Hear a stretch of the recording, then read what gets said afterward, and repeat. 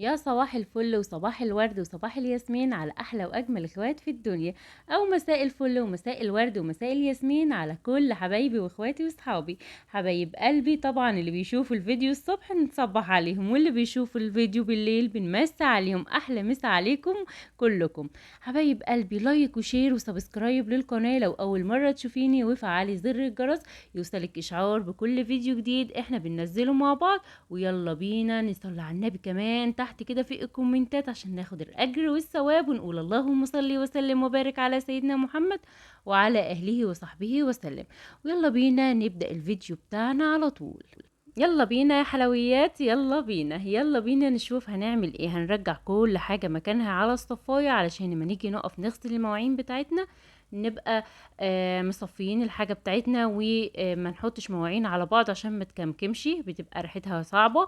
وكمان مش يعني ايه هيبقوا كتير علينا، وكمان يعني مش هنلاقي مكان ان احنا نحط فيه المواعين الجديدة اللي احنا هنغسلها.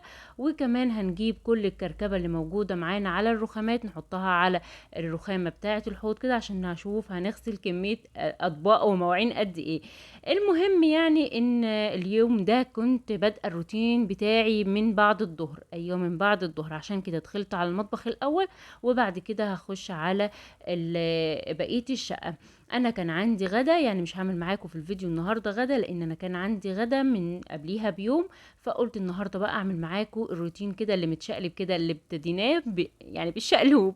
عامة انا في العادة بحب ادخل على الشقة الاول ارتبها وانضفها، وبعد كده ادخل المطبخ زي ما انتم متعودين معايا ان احنا ننضفه ونرتبه، وبعد كده نعمل الغدا مع بعض، وبعد كده نروح نتغدى وبسيبكم بقى وانا بكمل بقية يومي عادي.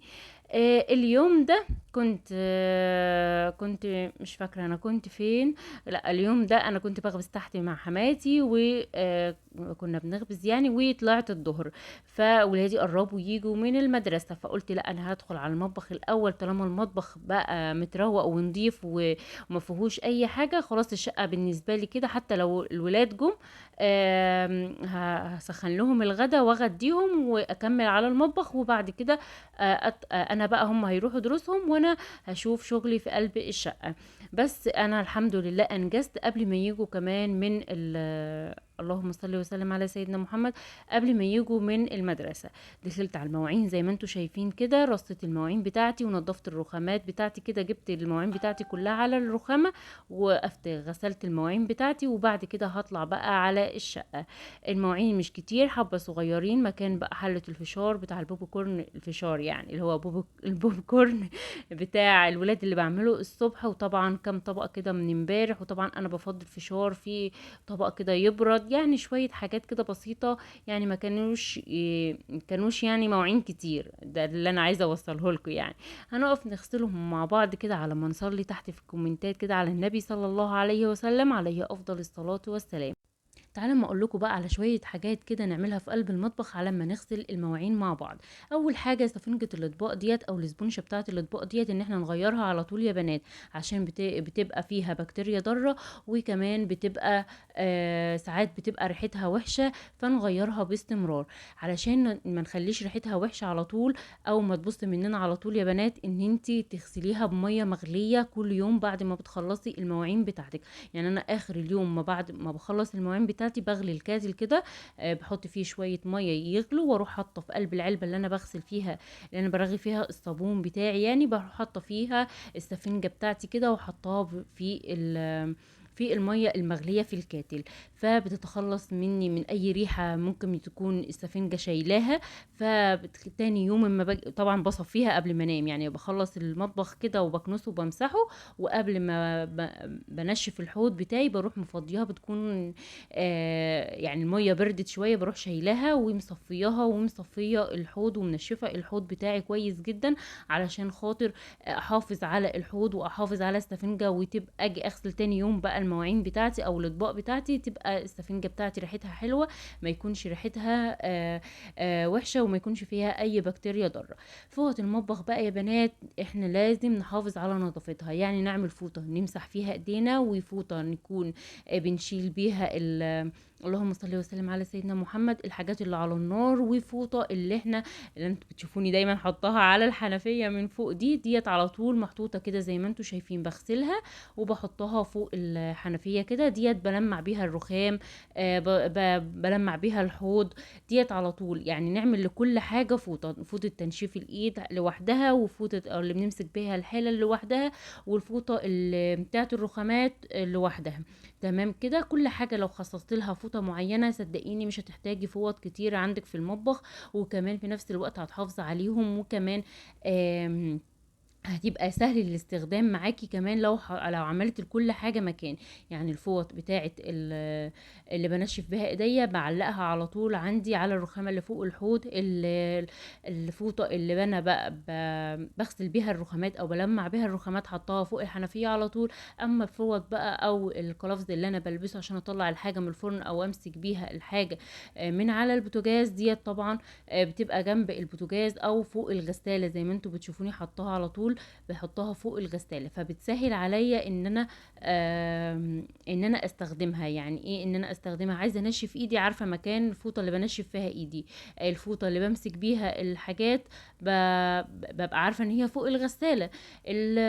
الفوطة مثلا اللي انا عايزة المع بيها الرخامة او الحاجة اللي بتبقى موجودة على الرخامة، فبروح على الحنفية على طول بشطفها واروح ماسكاها ملمعها بيها الرخامة وغسلاها تاني بشوية بريل وحطها تاني فوق الحنفية، فبيسهل عليا الموضوع. تمام كده.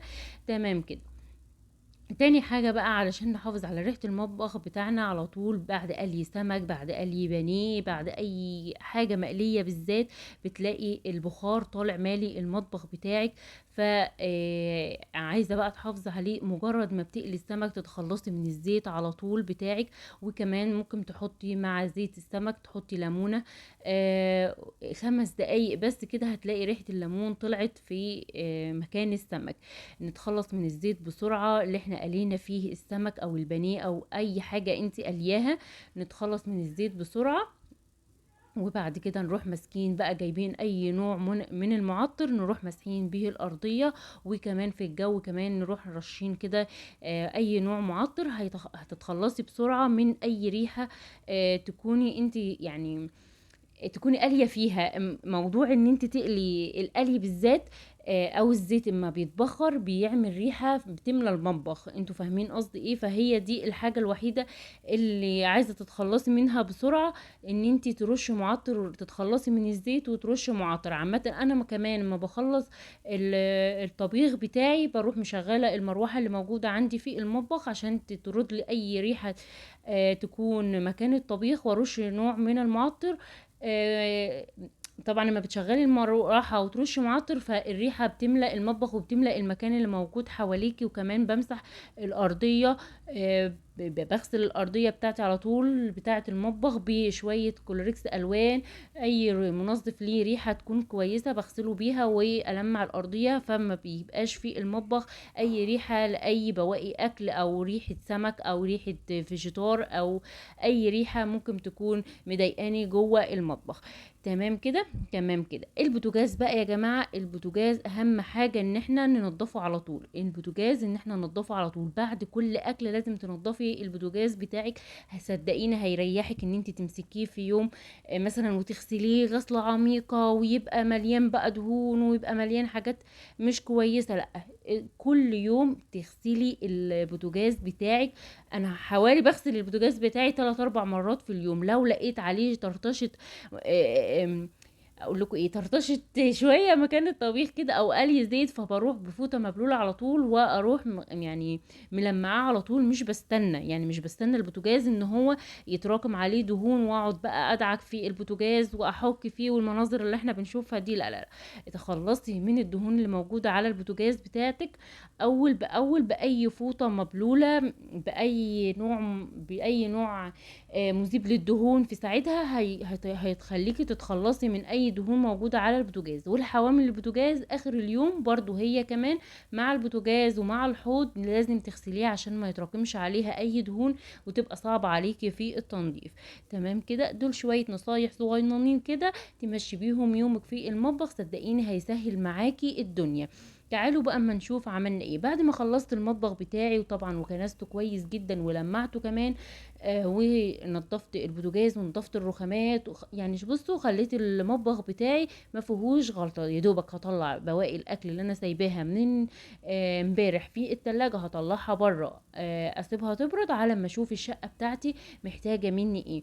فروحت بقى الاول كده كنت مشغله دوره غسيل، رحت نشرت بقى ايه الهدوم بتاعتي. قبل ما بنشر الهدوم لازم اتخلص من اي حاجه موجوده معايا على الارضيه في البلكونه، يعني اكنس البلكونه بتاعتي كويس جدا والمعها، وكمان الشباك بتاعي لو انتي عندك شباك على مونتان زي حالاتي كده ممكن هتنضفي الشباك منك للبلكونه على طول، هتمسحي السور بقى بتاع البلكونه. ولو عندك حديد تخلصي من اي تراب موجود على الحديد، والحبل بتاعك برضو تمسحيه كويس، عشان احنا بنتعب، الغساله بتتعب على ما بتغسل الهدوم، واحنا كمان بنتعب على ما بننشرهم وبنلمهم. مش معقول علشان خاطر حاجه بسيطه ان احنا هنقف 5 دقايق ان احنا نلمع الحاجه بتاعتنا نبوظ الهدوم بتاعتنا. وطبعا المسحوق اليومين دول غالي جدا، فنحافظ على الحاجة هتحافظ علينا. ده مبدئي في الحياة، هحافظ على الحاجة اللي موجودة عندي، الحاجة اللي عندي هتحافظ عليا وتنيها كويسة معايا على طول.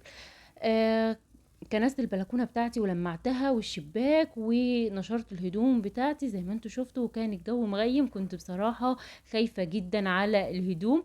فقلت يلا انا هتكل على الله وهنشرهم وامري الى الله، وبعد كده هبقى اشوف لو الجو حسيت ان هو هيشتي هبقى ادخلهم جوه على المنشر. لقيت الجو بقى كويس، خلاص هسيبهم وهرمي توكالي على الله. خلصت بقى نشير الهدوم، دخلت بقى على الصاله بتاعتي. طبعا انا روقت الغرف بتاعه الولاد بسرعه بسرعه كده، يا دوبك طبقت سويت السراير وطبقت البساطين بتاعتهم وكنستهم، لان طبعا لحد الان ما فرشتش الشقه، فروحت كنساهم وملمعاهم وسبتهم ينشفوا. وبعد كده دخلت بقى على الصالة بتاعتي زي ما انتوا شايفين كده الريسبشن بتاعنا، نفضت الركنة بتاعتي وشلت الفرش اللي موجود عليها، نضفتها كويس جدا وسويتها ورتبتها. وبعد كده دخلت على الأرضية كنستها. عايزة اقول لكم ان انا كل يوم بكنس الشقة وبمسحها وبلاقي فيها كمية التراب. بصراحة السجاد بيبقى شايل عننا كتير يا جماعة، السجاد بيبقى شايل بلاوي. يعني بصراحة لما بنلاقيه متسخ مننا على الأرض ونغسله مرة ولا مرتين في السنة بيبقى كتر خيره. بصراحة بيبقى شايل عننا كتير ويبقى يعني ايه. والمكنسة، المكنسة يا جماعة ربنا يبارك له اللي اخترع المكنسة، ان احنا نكنس بالمكنسة الكهربائية، او ان احنا ننضف ونلمع السجاد بيها. لان احنا بصراحة من غير المكنسة كنا ممكن نتعذب ونشيل الهم اكتر بالسجاد. كل يوم والتاني عايزين ننفض السجاد ولا بقى ما نمسح ونكنس بالمقش. حاجة يعني مش عايزة اقول لكم متعبة قد ايه. مش عايزة اكبر الموضوع قوي، بس المهم ان انا نظفت الصالة بتاعتي ولمعتها كويس جدا. واشوفكم في فيديو جديد، مع السلامة. لايك وشير وسبسكرايب، واشوفكم في فيديو